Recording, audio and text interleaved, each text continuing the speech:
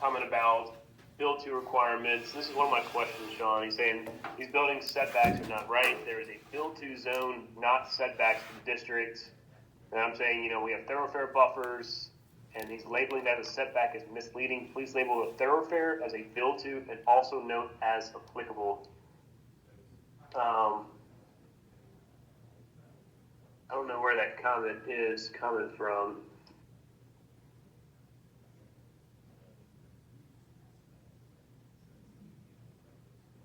My sense is they start with the front page and they'll go. Yeah, just he didn't call out us. Go to the next page.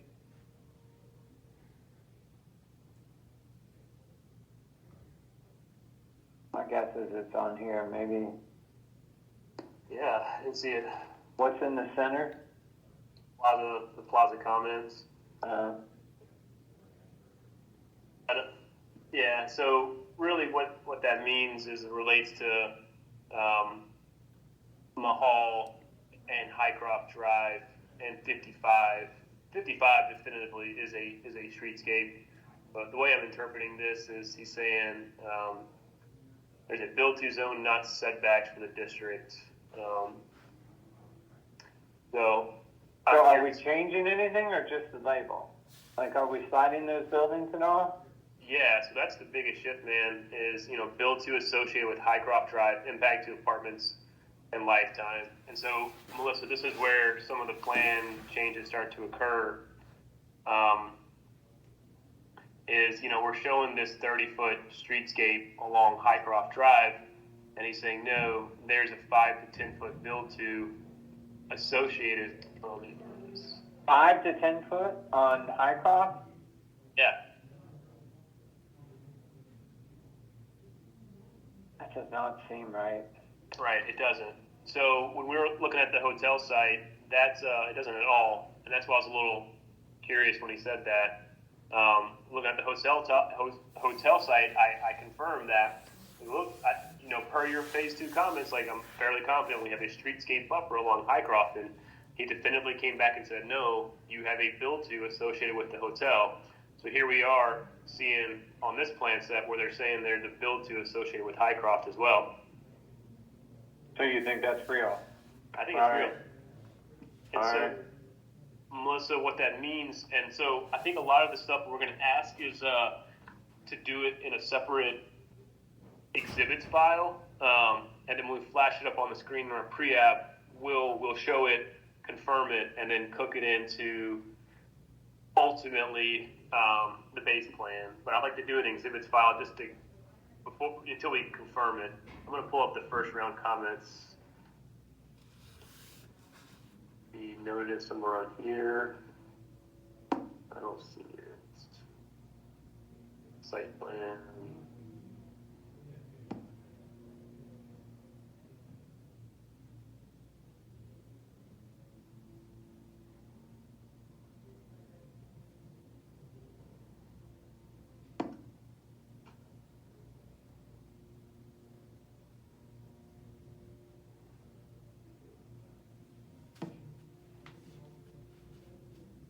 Yeah, so this is the first round comments. These building setbacks are not right. There's a build to zone, not setbacks for this district in Austin. Okay. So he's calling out 55 and 540.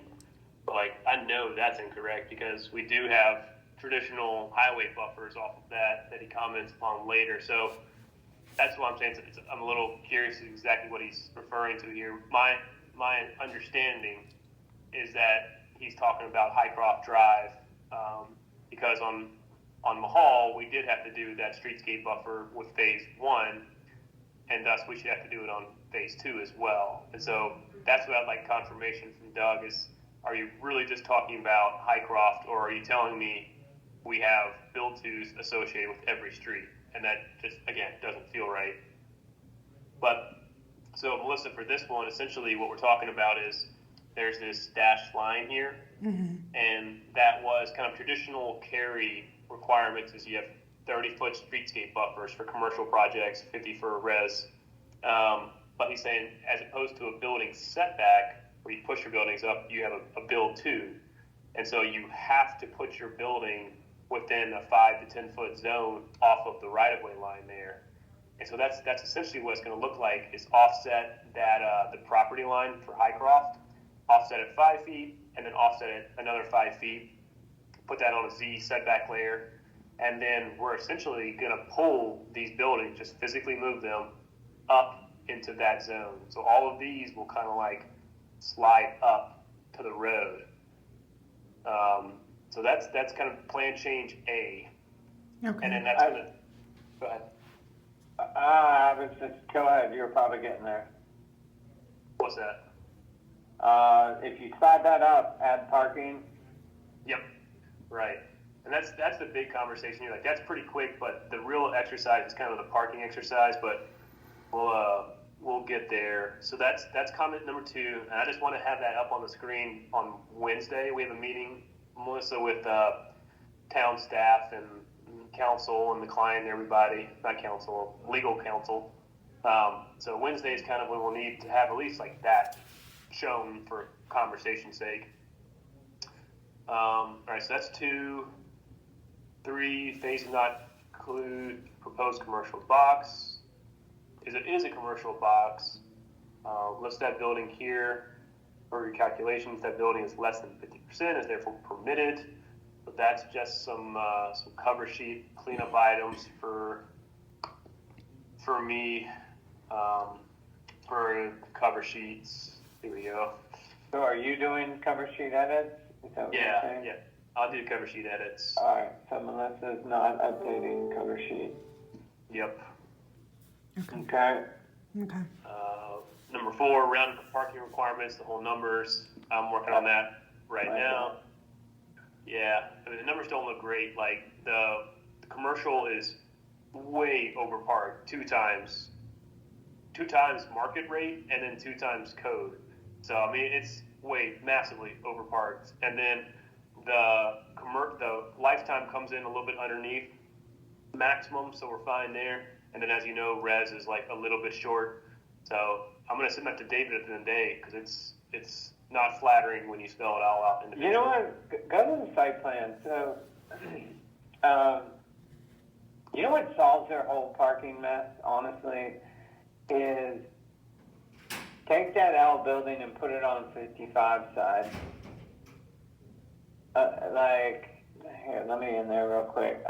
This is way outside the box, but take this L and put it here and use this as parking, and that would get you all parking, and then David could put in some kind of retail or whatever in place of it. And then you're using this whole side for parking, where they're constrained here by that bit with lifetime. I'm not saying do this, Melissa. I'm just saying that nothing's spoken for in here. I don't know. Scott will probably say something like that's too close to 55, and I'm thinking like it's 40 feet. You know, you have a building right here. Why not get you a little main street of resi in there? But anyway. Yeah, no, man, it's not a bad idea. Yeah, I mean, it's definitely easier from a takedown perspective just to have, one block, but...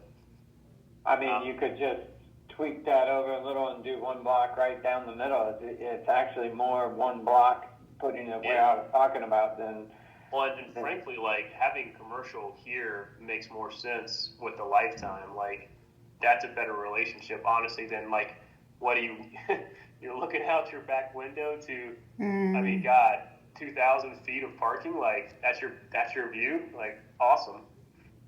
Yeah, so put that L right there where you're about to draw, like on Mahal and along Arco, and park between it and 55. There you go. And one side is looking at the other resis, which is nice. One side's got retail to the east, and then one side's got a little parking before it's on 55, but you're trading the lifetime. You're trading the lifetime to 540 view, lifetime parking to 540 view, with your own parking to 55 and the Brickyard across the street, I guess, or something. I don't know. Anyway, we can keep that in our pocket for discussions later, Michael. Yeah. Sorry to get you off track. What you're good at, man. Thinking big picture. Yeah. All right. So comment number 5 is them just saying modification required of parking does not meet minimums. Justification is required. Staff is not likely to support any reduction in residential parking. Yeah. So we're just gonna have to figure that out. Yeah. And so I'm basing my the calcs off of the new text change. Yeah. I'm sure we'll get a comment, frankly, that says can't approve this until council approves the new text change. But that's what I'm going to show the calcs as, show it as at least. Yeah. All right. For this calculation, use the commercial square footage as valid on approved development plans. So he's just saying walk down one of the calcs, which again, no real impact there, especially from a big box perspective. So that's on me. Number 7, he's saying just the actual floor plan area, so nothing more that I'm going to go in there on the cover sheet, list off actual square footages for lifetime in the commercial. I mean, it's so conceptual in nature, but comment. Yeah. It is, yeah, right. It's like, dude. All right, so comment number 8, cannot single load main streets. So this is the whole comment about frontage requirements. Also, the plan speaks of buildings fronting the main street, not structures.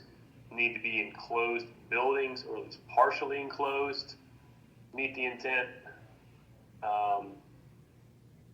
So what I sent out last week was, David asked to see the calcs with showing a little main street along the hall here, where we have double loaded buildings. And it makes a lot of sense because in the original plans, this was a Street A, is what they called it, and that could meet Main Street requirements. So to David's point, I don't frankly see where they can't allow us to do that. I think it's a really good call. He said, yeah, that makes sense. Let's keep the little commercial here, back pockets, but let's go in with this. First we're going to go in pushing back again, which I'm just not confident. Are we? We're not going to push back anymore, are we? We're just going to pivot. Yeah, that's the better strategy, just to pivot. Yeah. Say, hey, look, we think we meet the intent here, with the structure and how we've addressed it. But look, really, we want to understand what the minimum Main Street lengths are. Like, can we walk it down to 1,800 with staff approval? And if we can't, which I'm not confident we can, we believe Mahal Avenue satisfies the additional Main Street length. I think we need to reverse that. So in your mind, reverse that. We meet the 2,400. Look, here's how. And then if they somehow reject us or turn us, then it's like, well, can we get staff? You know what I mean? Right. I know you're just listing things, but if you say, yeah, you're right, 1,800 with staff approval, then they're already thinking you don't think you can meet 2,400. I think we just come and tell them we need 2,400, this is how, and let them say, no, you can't use Mahal because there's no on-street parking on it now.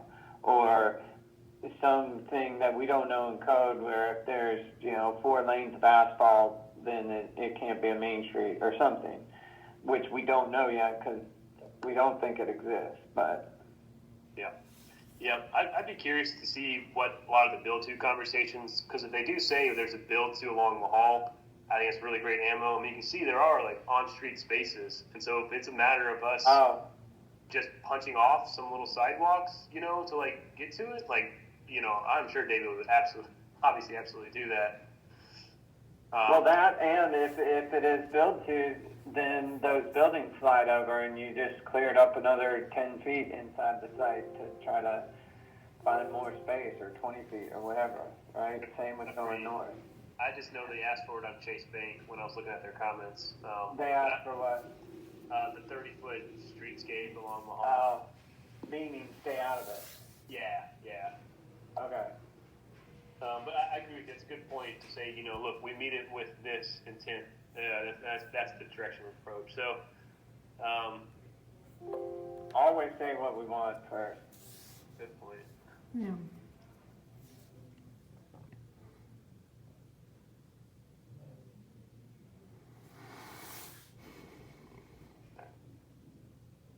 And then if they don't, say, even without that, we have like 2,350. So if these are L-shaped commercials on Amica, that would gain us another 50 feet of Main Street. Do you agree, Doug, that this configuration would get us to the 2,400? Him and Holland won't commit, but okay, Doug, if you end up with us having 2,350, what's the likelihood of staff giving us approval between 1,800 and 2,400? And he won't give you a yes or no, but anyway. Yep. Okay. All right. All right. So the building separation has been resolved for the most part. The 3 issues with the pool structures does not meet building requirements. Touched on that. Plaza just south of the pool can't count towards the frontage unless addressed by buildings on all sides. The site plan shows a building on north has proposed commercial or active rec open space. Oh yeah, that we're just gonna make it just commercial, right? Yep.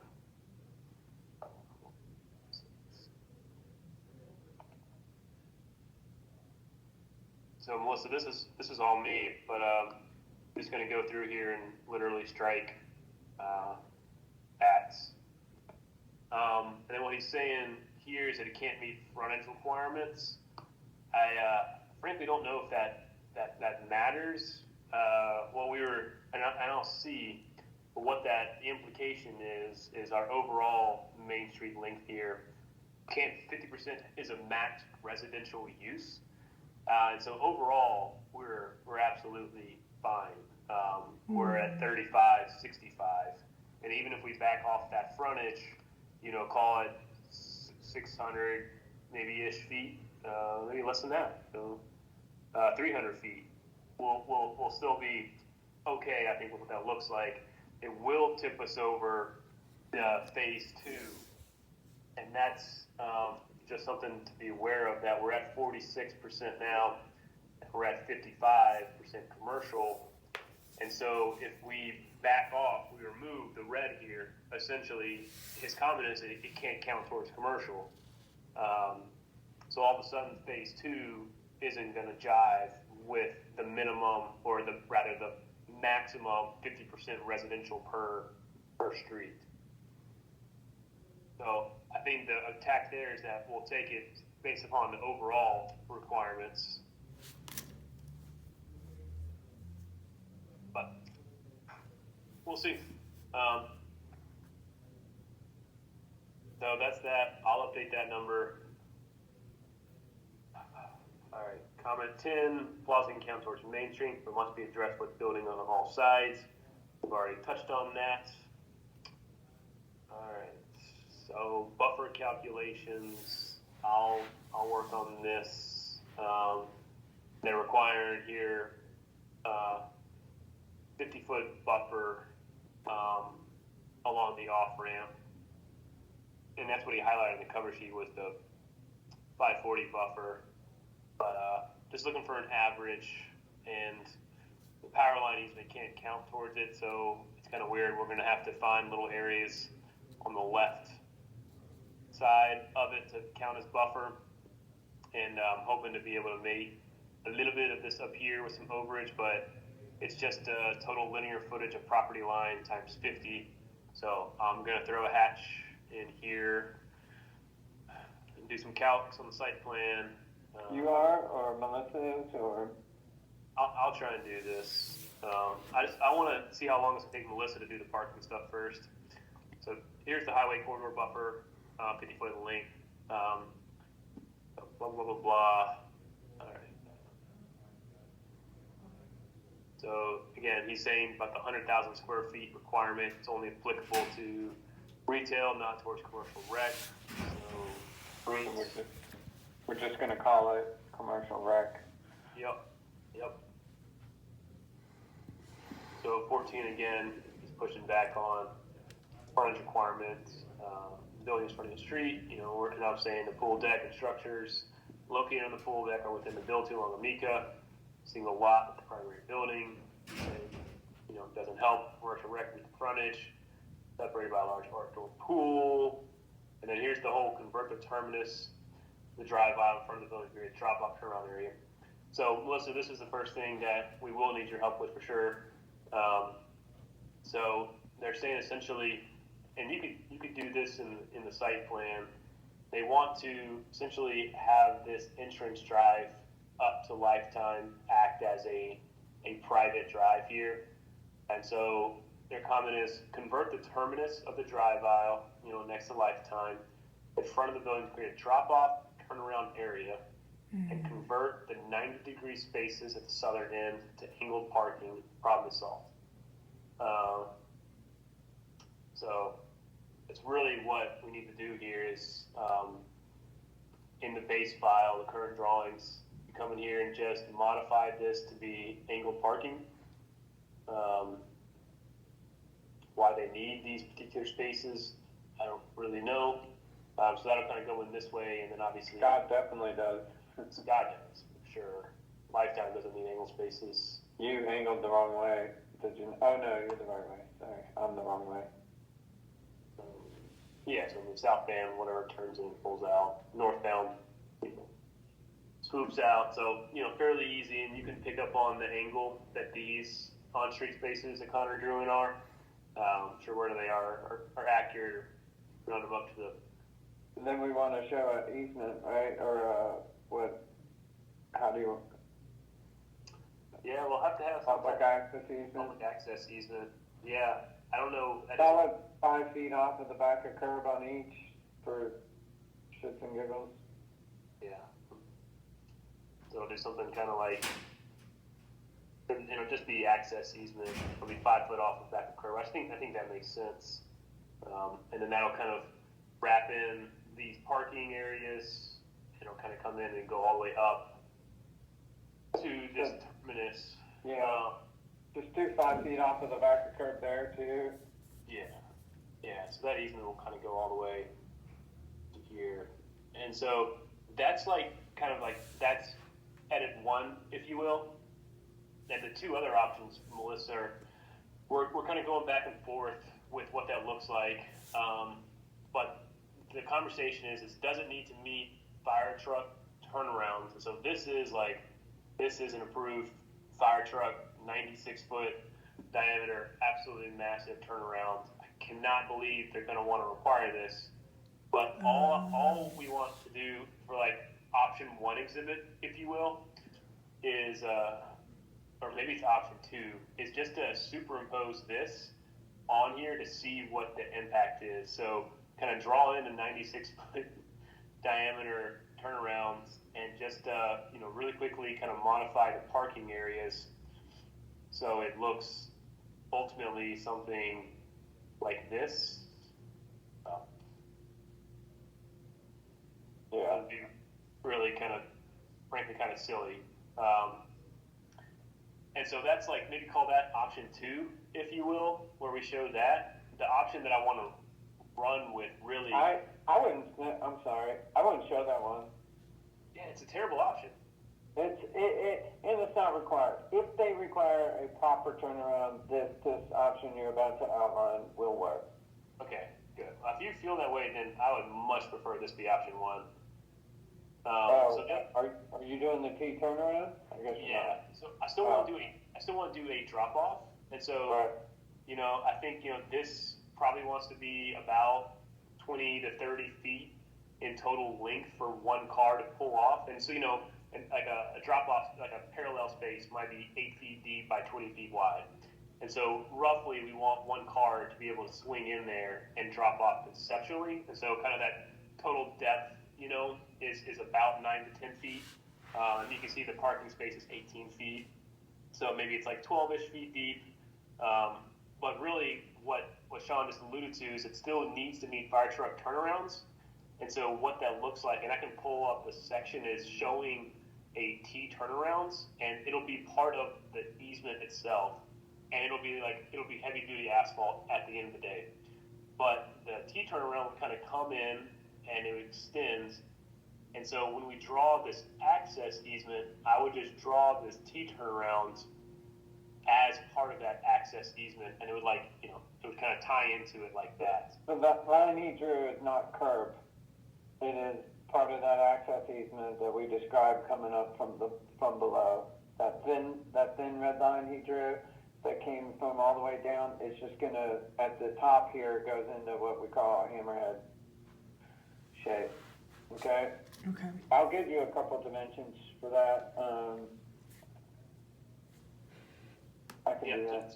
So the green will kind of be the curb line revision, and it'll really just be like a little bump out there. And then to Sean's point, the red is just the access easement, showing that a fire truck, big picture, a fire truck can come in, turn in one direction and turn back up and kind of pull out of the site. So that's that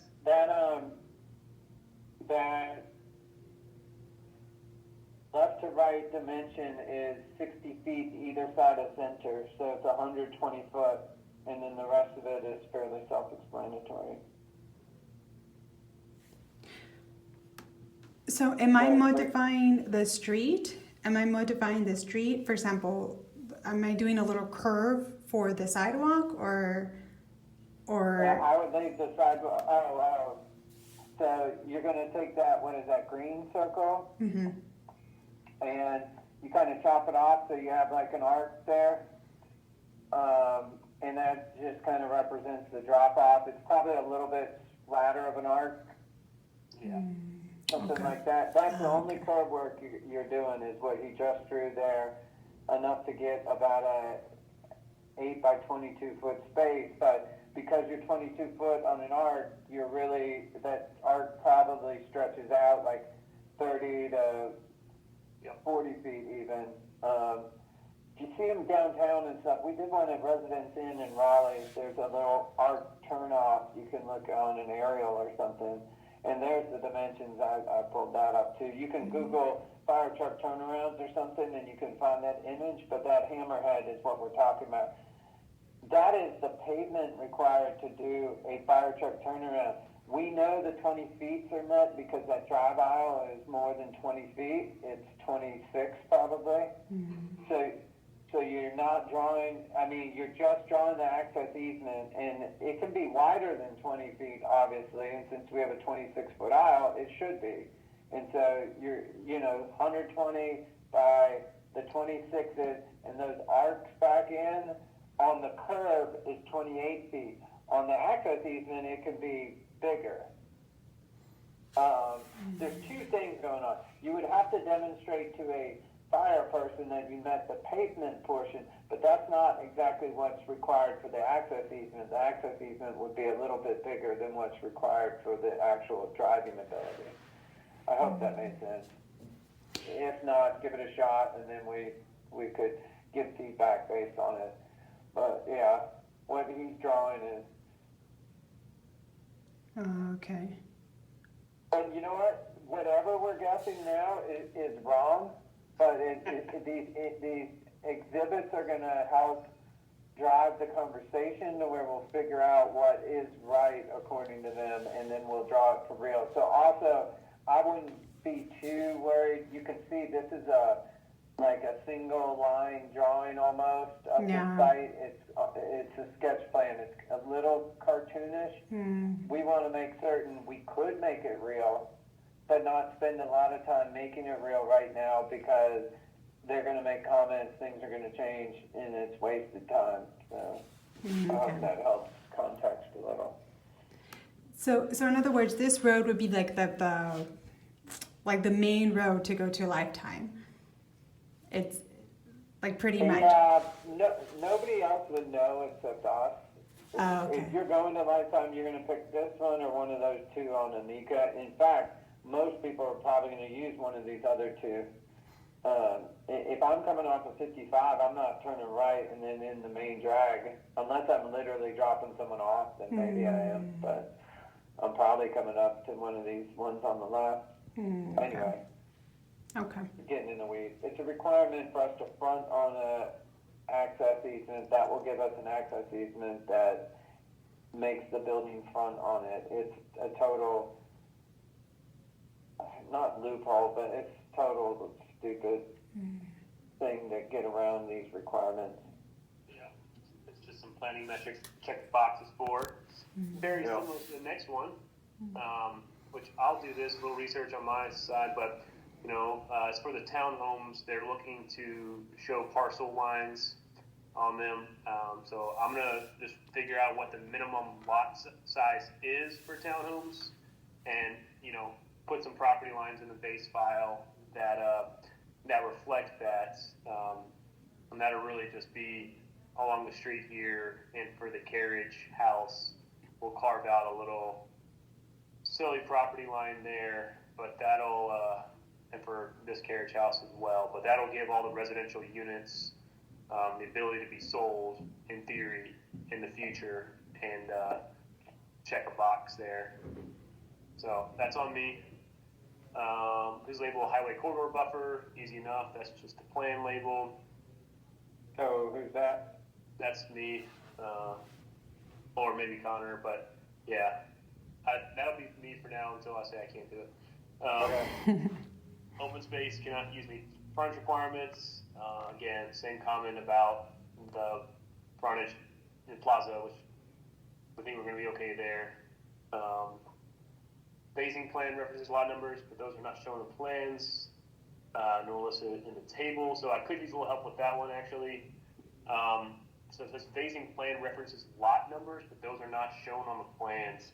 So I had frankly no idea where any of these lot numbers came from in the phasing plan. We literally picked it up from the last one and kind of re-put it down here. So I don't know if we just need to go through and remove all these lots numbers and just show phases. That would probably be logical to me.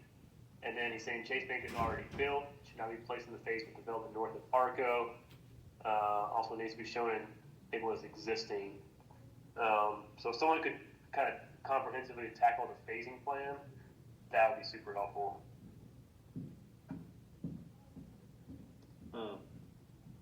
Yeah. That's in our set? Yeah. Okay. Yeah. All right. Not sure why I said the phasing plan, whatever, we just touched on that. A lot of these are repeat comments. Plan does not meet LDO in Alston. Plans therefore not right to schedule. He's talking about the QJ or the ZBOA, Z Board of Adjustment, zoning board of adjustment, if you will. Plan required provision. Jason Morningstar, comments going to be open. Blah, blah, blah, blah, blah. Comments remain open. This is all just talking about what we'll need at the board of adjustments. Need to get Earl. I still, big picture, have no idea where the TIA update memo is. If you do touch base with David, that's a really worthwhile question to ask. We'll need this in hands, or Earl will need to be present at the Board of Adjustment to give his traffic engineering, statement that says this is causing no undue hardships, not traffic concerns, yada, yada, yada. So as that comes up, we will need that at some point, and especially if his TIA update states there has to be improvements, we'll need to show that with these plans. Yeah. All right. So hotel is shown. Please place some notes. That's easy. That's on me. All right. Here's this is fine. Alston plan requires a build-to zone of 5 to 10 foot behind, for any streets. And he's saying, yeah, you're right. Apply from the back of sidewalk, not back of curb road. We agree. This is the intent of Alston. So, it's an absolutely massive amount of sidewalk in front of these buildings. All right, we get into parking here. We've already touched on it, but we're concerned about under parking as well, particularly to the residential uses. recommend that you recalculate parking using the pending res text change. If parking is provided, the required total of modification will be required. If provided parking is under the required, and then they're saying they won't support that. So, no wiggle room from res standpoint. So on some of those drawings that you were doing that outlined the amounts of parking, it seemed like, one thing was funny. We need 21 spaces in each little corner of res to make it work. Are they looking at it at all as a separate corner? Or if we added 30 to the centerpiece, would we only need to add like 12 to the eastern? Okay. The latter. I think they're just looking at it from residential overall. That was just for ownership to know whether it's or not. I know it's a tight site, but if we move up to build 2 and stuff, I swear I feel like I can find 21 spaces in there. All right. And so now, the rest of it, I'm not going to hear. And Melissa, we're going to go back to that. But real quick, just Sean, so multifamily development require a private solid waste service provider. This confirms the proposed townhomes to be rental units, and multifamily to be for sale. And they're going to be for rental on their own lots. But big picture, I don't believe we've reached out to any private utility service providers to confirm if they will in fact service this. Obviously, we believe that they will, but we're not currently showing trash. So I think that's one thing that we'll show with this parking update. But I don't know if we need to send out a letter, email to them to confirm that they'll service, 302 residential units.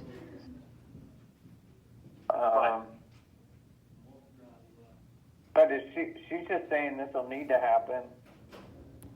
Will require a provider. Please confirm if the proposed townhomes. We can confirm if they'll be, we can ask Scott, but did he answer that yet? Do you know? No, he didn't. They're going to be rentals, I would guess, but. All right, just put confirmed townhomes will be rental. Yep. And we understand we'll need approval from a private utility provider.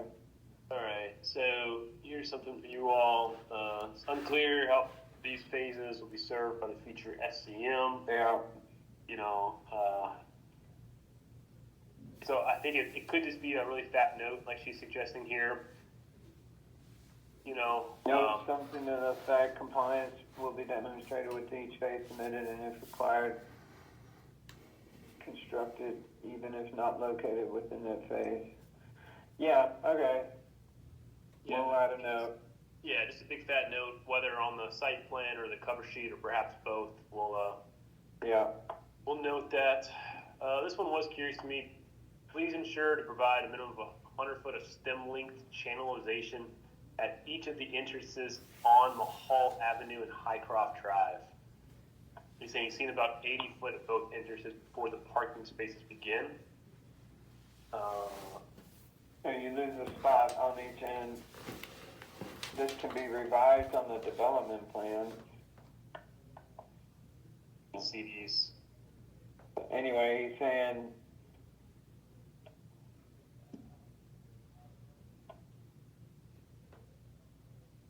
I guess where is that? He's saying like this? There's 100 foot of stem length that we need? Yes. Oh, okay. Yeah. And up at Highcroft. Oh, okay. Yeah.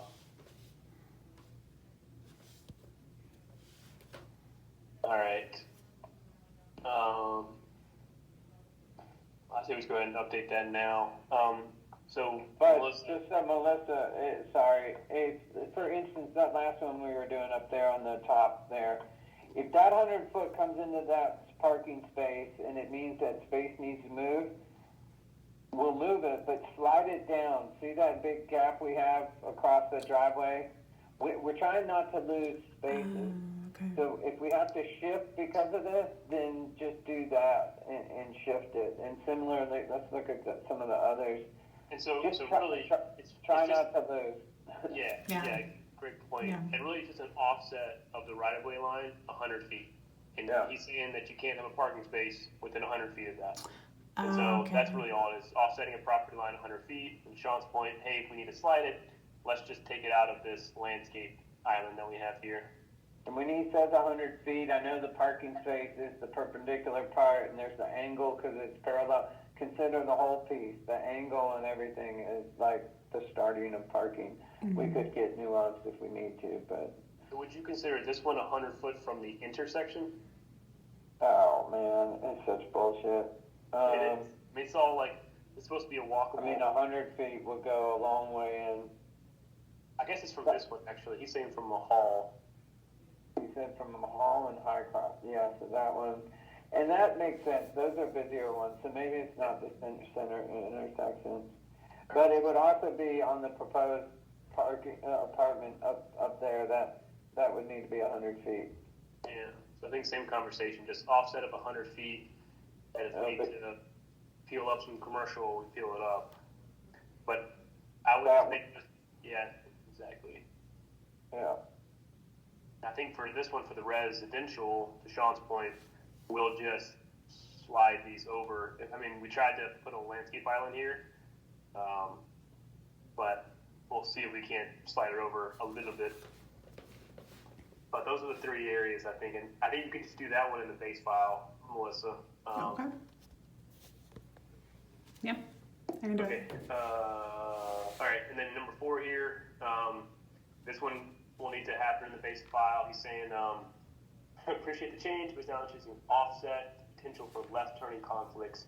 Can you please adjust the parking in this area to eliminate the offset and have a 90-degree intersection? So he's really talking about this intersection here on the eastern side, northern side, really. What? He has no input into this. Except now it's a private public road. But.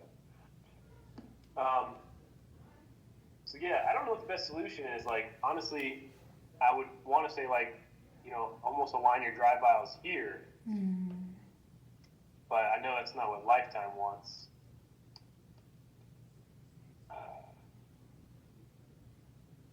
You know what? Just stupid. I think if you came down, you could make up the apartment parking.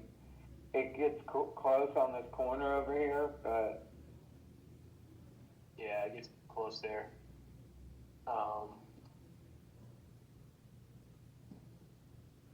give it a I shot.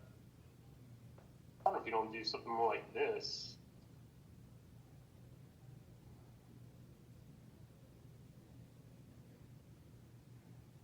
Right? Like, can you delete,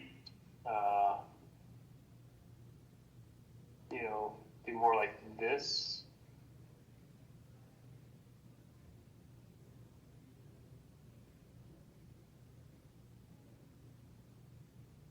Yeah. The problem is when you want that road to line up with that turn closest to the building, and you start to clip this corner when you bring that aisle through. Yeah. You see what I mean? Yeah. But it's a fake building right now anyway, so I don't know. Yeah. Oh, then you would angle it. I think he'd still want 90, but I mean, can't believe we're having this conversation. Yeah, dude, it's so nuanced. It's like, come on, man. But I think, you know, big picture, the idea, at least graphically, what we want to show is, you know, these two drive aisles being in at 90. And you can see, like, we're contemplating a fire truck getting in here on this southern route. And same thing for this. Like, this will need to be kind of those 28, 30 foot radii kind of peeling in, and then you kind of peel up. You know, we left a lot of fluff in here to try and increase parking, but just look at it, you know, holistically. Like, typically we try and keep, you know, a minimum of 8 feet between back of sidewalk and the curb line. You know, but we could probably tighten down if we have to. So, you know, 15 feet is a good rule of thumb between back of curb and building face. 20 feet feels nice. 15 is probably appropriate. You probably neck it down a little bit. So if that would help at all to bring this closer to the building face, you know, like 9 more feet, like I would take a look at that and see if it makes sense. And that might clean up some of our drive aisle stuff. And again, to see where we can maximize parking is the name of the game. Like, you know, if we do drag this down a little bit, you know, can you add in a parking bay here and then, you know, pick up another 2 spaces there or something? So that's kind of like big picture conversation is like, do we need to scoot this down another 4 or 5 feet, scoot this down another 4 or 5 feet, and then be able to get this drive aisle so it's a little more perpendicular to this. Yeah. All right. So that's a good one right there. And then he had a really silly comment about, you know, please rearrange the parking lots so the drive aisles do not enter, exit directly from the street. And he marked up an existing Whole Foods parking lot. So. Yeah, okay. Killing it. Okay. So the big commentary. Oh, is that the end of it? That's the end of it. Yep. That's all. Okay. So, some plan cleanup, some notes, some buffer calcs. But the parking is really going to be the good one, and that's what we're going to touch on now. Is the goal is to maximize parking. We're see if I got a sheet I can show you.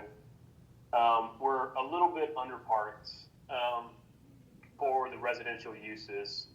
So right now, code required, we're 367. We're at 346. So that's 23-foot spaces that we need. And for this residential, we're 21. So that's 44 spaces that we're trying to find here. We're trying to find it in the apartment colored areas only. Yes. And there's street frontage. And can I get in there real quick? Yep.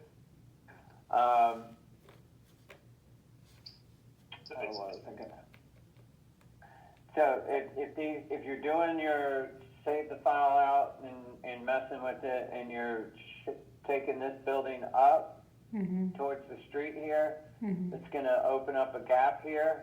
So let's park on the other side of the gap.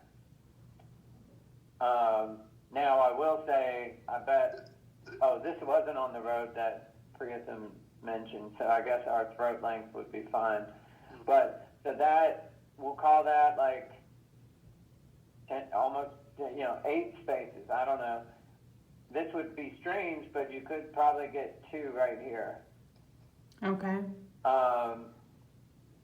When this building slides up into the streetscape, I think we could get parking here and maybe angled, but don't forget you have the 100-foot. Okay. Okay.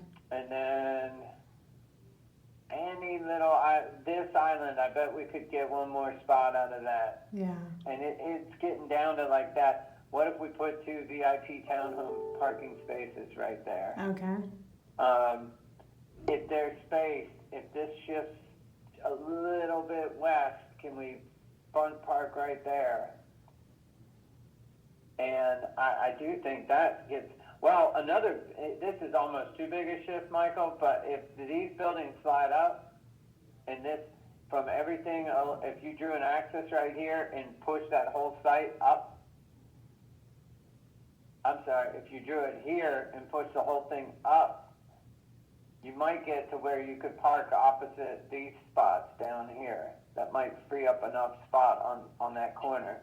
Yeah, I mean, and conceptually speaking, right, we're at a 30-foot offset, and if we're going down to 5 feet, call it 6 feet, you're picking up 20 feet there, right? Right. And so theoretically, you're right. Like, we could shift all of this stuff up, another, whatever it takes to get another row of parking in here, and we could do that. And this whole thing would kind of break, like, it's kind of skewed here already, so it just kind of be a little more, perpendicular. You wouldn't shift that up 20 feet. You would hold that connection point at the street, and this axis would pivot up just a little bit. Same with this one. This coming in would hold, but this curve would actually flatten out some because it'd be pushed 20 feet up. and then you'd have that parking, because if you took that and you angled it up just a little bit, then hopefully you could get that parking in there. So anyway, that's the trick. And I would use like single lines and vanilla dimensions and stuff just to test yourself if it would work, rather than spend a lot of detail to find out it won't work. Okay, makes sense. Makes sense. Then, is there a width on these islands that's driving any of this, Michael? I set them up at 16 feet. If they wanted a sidewalk, he has to be 15 feet or 10 feet wide. They have to be 10 feet wide? They don't have to be. I didn't know if they wanted, if you have a sidewalk, they do have to be 10 feet wide. So like these middle ones, like that's minimum, but these are a little bit bigger. But this is 10 feet wide because you know we're going to have a sidewalk to it? yeah, I'm guessing they're going to want a sidewalk. I don't know though. What is the parking? So I know you can't just do bay of parking, so you have to have, is there a minimum on the landscape island that needs to break up a parking lot? I got the audio pulled up here.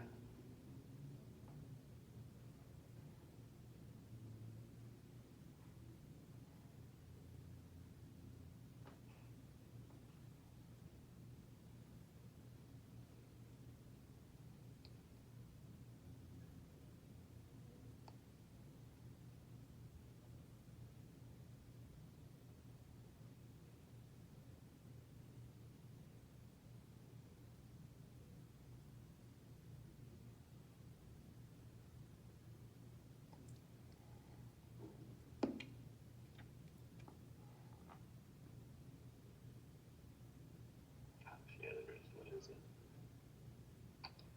Oh, I think it's in their appearance manual. I just asked because the way we're going to get it here is going to be parking across this and not having a single loaded. I think that side of the site gets solved if we can, and the one way to do that might be to get skinnier with those islands and stuff. Also, I know we're trying to keep a certain distance off parking to the front of the building. I'm sure you use some good standard, but if we needed a couple feet, I think we could put that parking right here a little closer to the building. Okay. Michael? No. Yeah, I agree. It's pretty beefy right now. I mean, just because you have so much parking, I wanted some kind of landscaping in there. So I just wonder, like, if we took this island here down to whatever minimum you find. In fact, does this even need one? Because it's not parking. So this actually wouldn't be controlled by that comment we're looking at, I don't think. Unless they want to argue, then you go parking in here, and so you'd need one there. But anyway, my point is, we'd like to, that would get however many, that's like 12 of the 20 spots we need.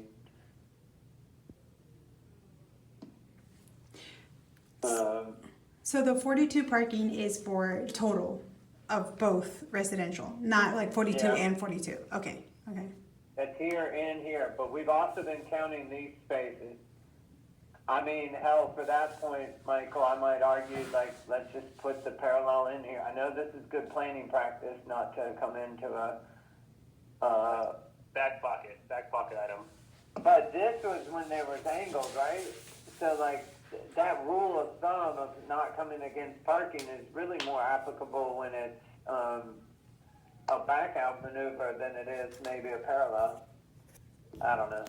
You're the planner. Yeah, I mean, that's like one space. Really, for 40 spaces, we're talking like more drastic things, like let's shift this over a little bit. Can we figure out enough area to get in there? So let me ask, these spots that we're parking behind the townhomes, you said, does code allow for that to count as parking spaces, or is that just for lender, tenant, sales stuff? Yes, you can allow that. It is a parking space. It is. So boom, we've just gotten what, 8,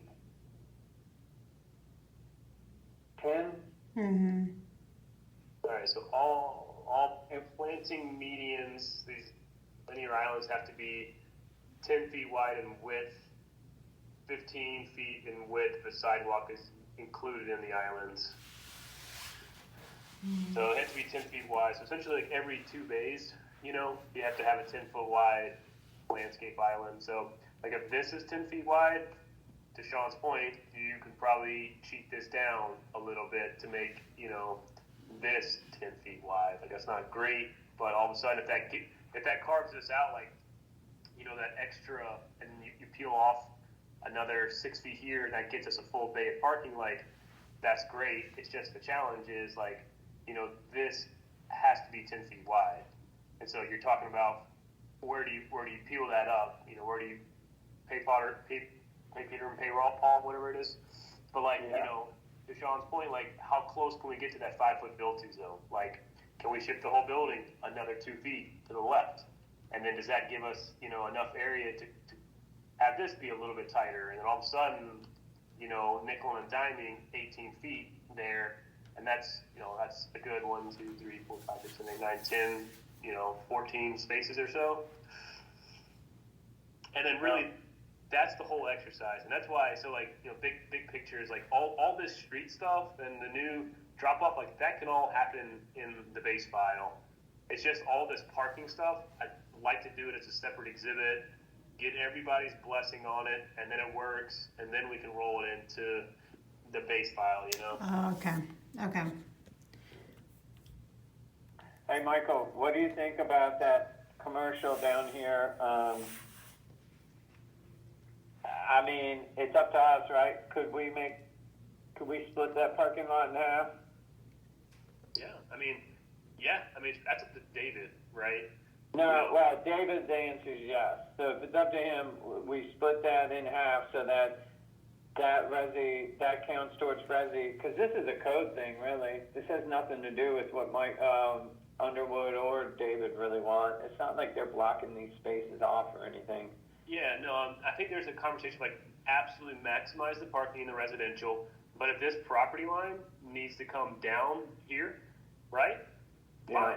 When you're in the field, like obviously you're going to park where you're going to want to park, but if that property line just needs to shift so we count these spaces, that'd be, get David to bless that, but absolutely, right? Like chop and dice this however we need to.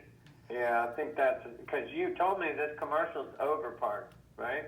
Well, so weirdly enough, the pink is like, what's that, 8 spaces under, but all of this red, the deeper red, is like crazy overparked. Oh, I gotcha. So, yeah. Okay.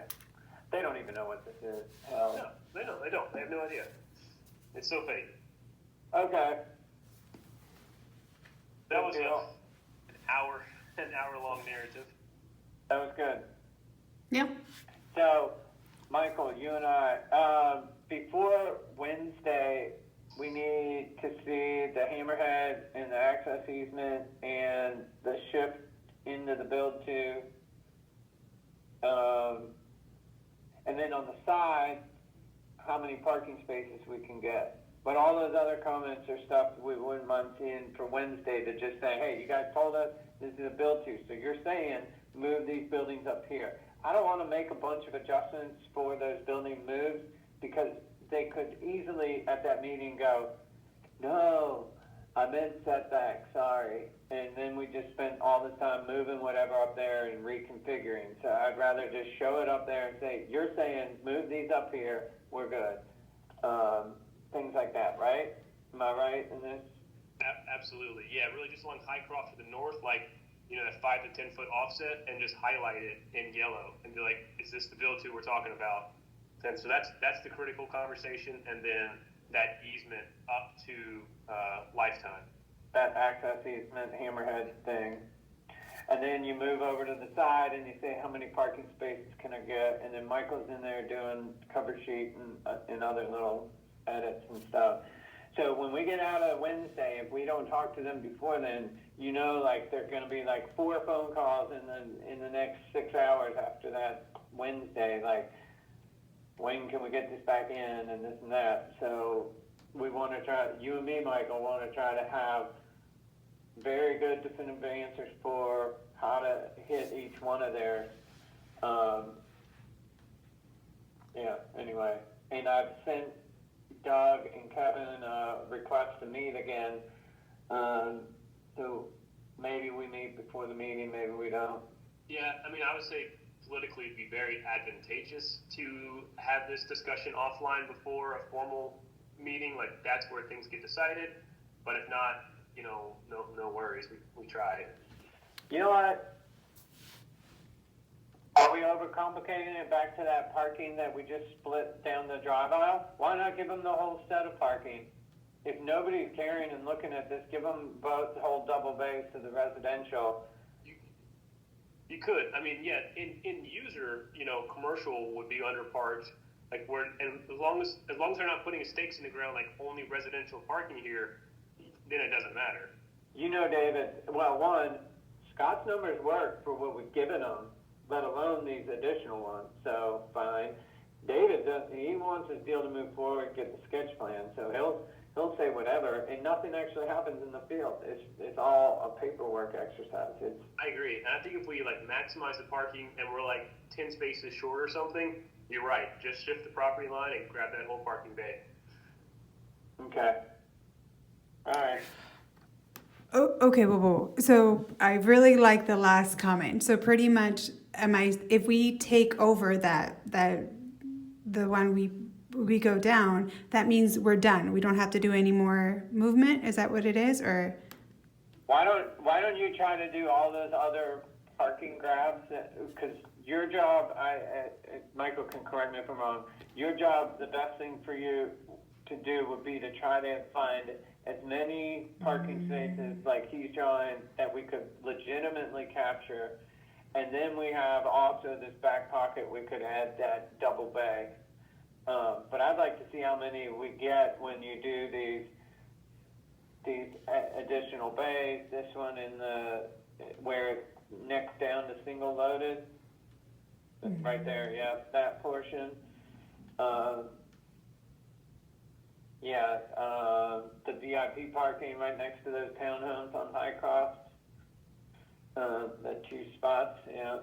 Yeah, and I still think, I mean, at the end of the day, you know, they're parked at, and just big picture, Melissa, like, you know, right now they're at 1.5 spaces per unit. So for every one unit, you have 1.5 spaces. So when you have a lot of one bedrooms, you really, it's not a problem, right? You don't have 2 cars for 1 bedroom, generally speaking, unless you have guests come over, things like that. For two bedroom per unit, you know, you might have 1 car, or maybe both people drive there. So, and if both people drive there, then a 1.5, you know, is striking the balance between 1s and 2s. But when you start adding in 3 bedroom units, then you're like, yeah, it kind of feels like maybe there probably are 2 people who drive a car here.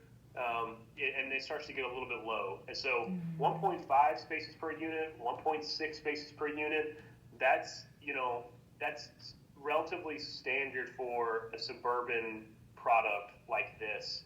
One could make the argument that maybe you're popping on a bus, or like, you know, you live here and you're like walking to Whole Foods, or you're walking to so there is some component where, you know, you could walk to your place of employment within this particular development.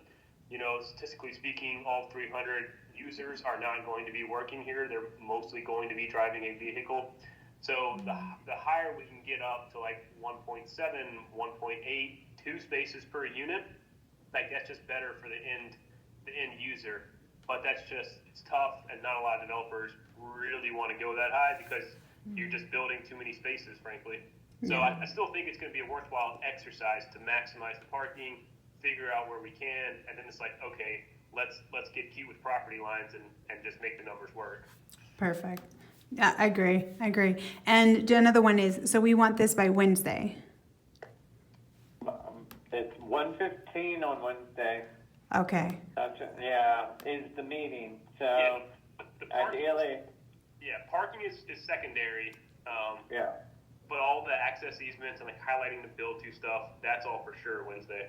Yeah, build to and access. So if you do that today or tomorrow and send that to Michael and I to just check out, you can be working on the parking on the side. If we get parking before Wednesday, great, but it doesn't have to be. We can talk to, we're gaining spaces. In fact, Carrie does not care. We just need to demonstrate we meet code. So it's more we're going to show where we think and what we needed to do and get the owners to say yay. With Carrie, we need to confirm that we're interpreting their comments properly and that the comments will go away when we resubmit. Okay, All sounds right. good. Sounds good. Michael, can you Clear as send? mud. Can you send me all of the notes and the drawing that you drew? That way I can have it as well with the recorded video. I should be fine. For sure. Yeah, I'll follow up with like the file path to the current drawings and all that kind of good stuff. Sounds good. So thrilling video. If you ever have an insomnia, you can just put it on the Alston comment review video. Okay. This is great, Melissa, and yeah, definitely thanks for your help. And fairly standard of us going through these plans, and there's these very big picture macro conversations that we have to figure out, and then it's like, well, we just have to make an owner happy as well. But fairly, and then there's a little bit of like shoehorning things a little bit. My Monday morning theme for my team today was think like your owner. Oh. And that is a huge component of what we do in the civil commercial development in particular. I mean, all owners, but commercial. They have us do a lot of dumb things that seem dumb to engineers or planners, but makes sense if you're answering the millions of dollar lenders and ability to sell a project or whatever. Think like an owner. Makes sense. All right. Yeah. Very wise.